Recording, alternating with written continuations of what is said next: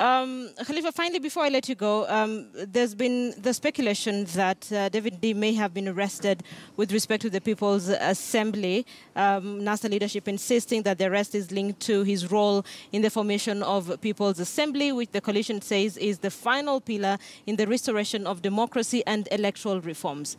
With respect to his role on the People's Assembly and his arrest today, there are those who say that maybe his arrest is political. What do you think? Well, it could be political.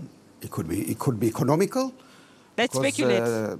Dr. Ndii was. No, wait a minute. Dr. Ndii was very instrumental on the issue of Eurobond and the mega corruption of the country, and he challenged the government to come out clean, and that could be the reason. Plus what is happening with NASA.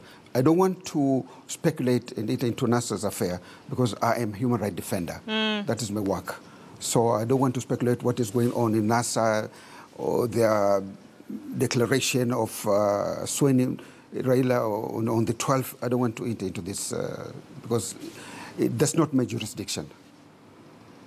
All right, so the NASA leadership says probably we need to, the international community needs to be a little bit vocal about what's happening in the country. To be specific, Raila Odinga says the international community needs to come out and talk, urging Friends of Kenya through their diplomatic missions represented here not to be quiet, as they will also be guilty of collusion by association. Looking back at the history you're trying to give me about people disappearing and the arrests that we're currently seeing, should the international community come in, and to what extent can they come in?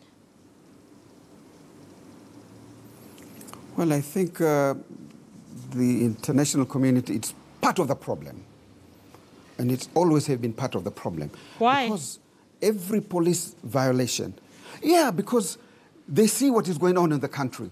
Extrajudicial killings, okay, kidnapping and disappearances, okay, and they still fund the police force.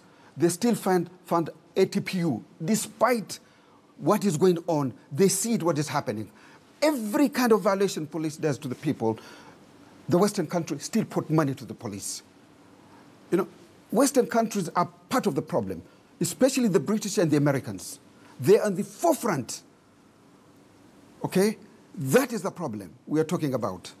International community is not sufficiently talking like what we have seen in the early 90s when the American ambassador came out very, to partner up with the reform movement. They're not there. Elections have been stolen. They know that the election have been stolen, and they keep quiet. They are looking at the interest. Probably they are not favoring Raila Odinga for one simple reason, because he said he is going to pull out troops from Somalia, and this does not augur well to them. So that could be the reason why they favor Uhuru Kenyatta than Raila Odinga. All right, I need to take a break. Khalifa, human rights activist, chair of Muhuri as well. Thank you so much for joining us on The Big Story this evening. Allow me to take a short break. We'll be back.